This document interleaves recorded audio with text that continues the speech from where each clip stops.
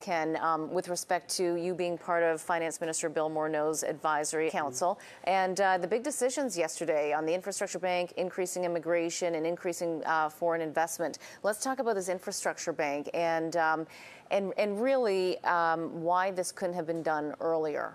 Let's set the context. The Canadian economy is not growing as fast, and the outlook for the next several years is slower growth rather than faster growth. The G7 economies look like they're going to have a difficult, slow period still for some time into the future. Our productivity is weak and declining.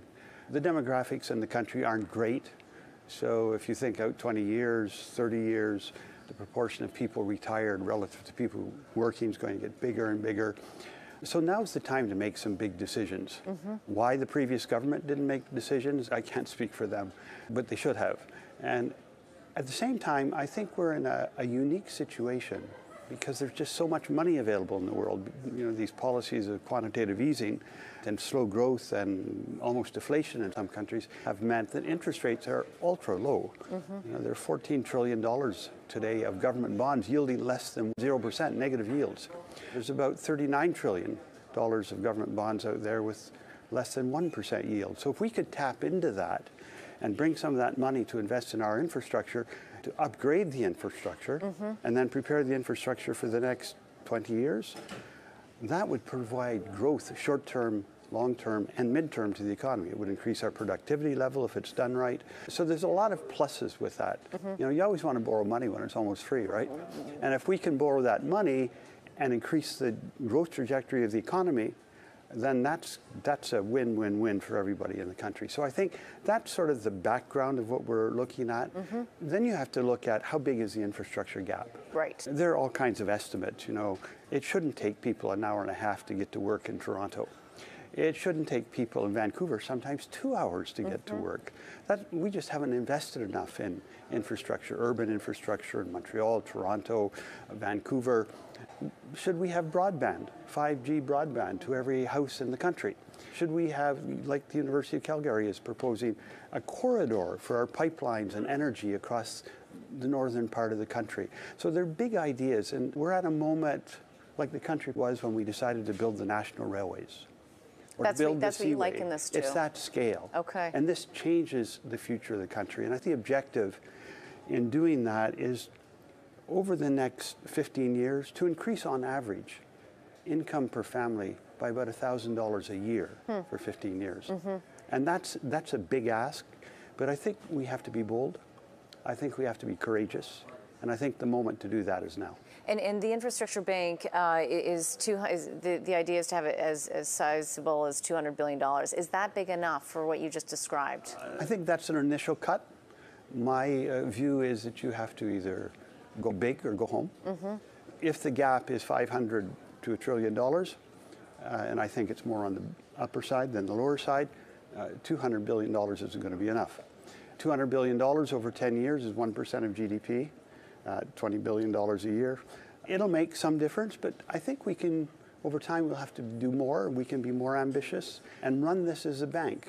We could, the governments, federal, provincial, municipal, they all have a big interest in this. They could be part of the capital, and then we could lever it up by issuing 20, 30, 40, 50-year bonds against this infrastructure.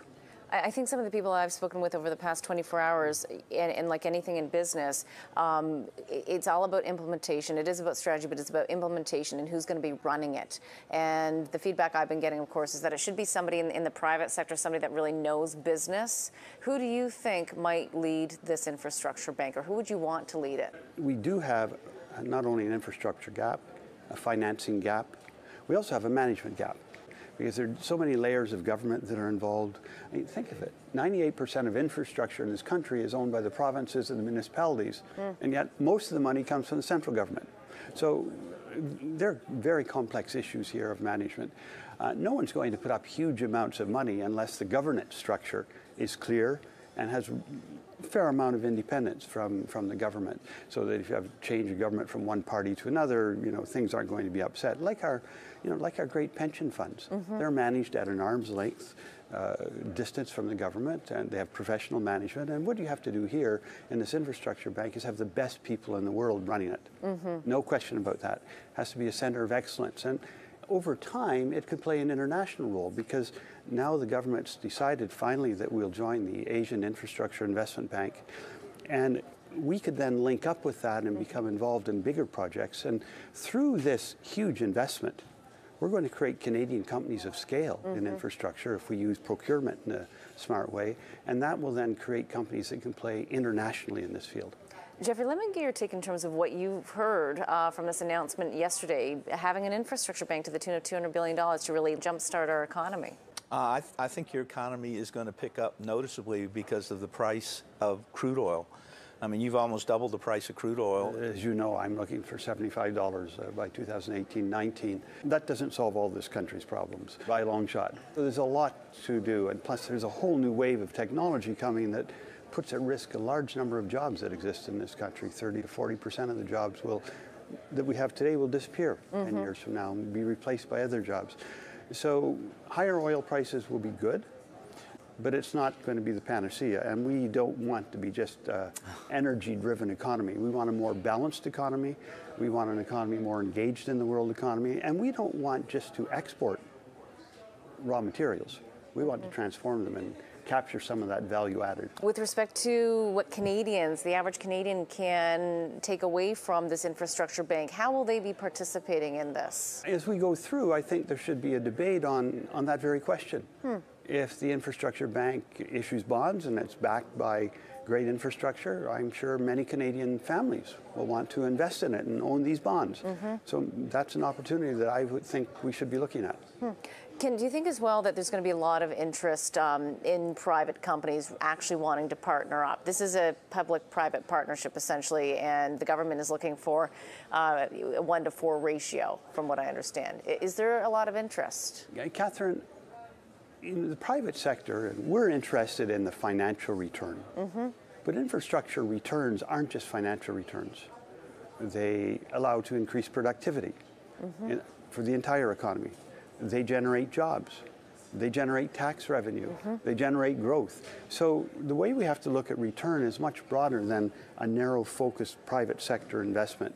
So my view is that the main equity in this bank will be provided by the public sector. And then the rest of the money that's raised will essentially be raised through the debt markets. Okay. That's how I would look at it. Okay. What was it like in terms of having these discussions and coming up with this plan? There are some people who like to see it very big and dynamic and active and aggressive, and you can imagine who that is. And then there are some people who are, what we've been doing in the past is okay, but we have to break with the past. We're in an impasse now, and we have to move ahead, and I think this is a great decision. Excellent. Ken, nice to be with you again. Thank you very much. It's been, I'm sure, very busy. Thank you.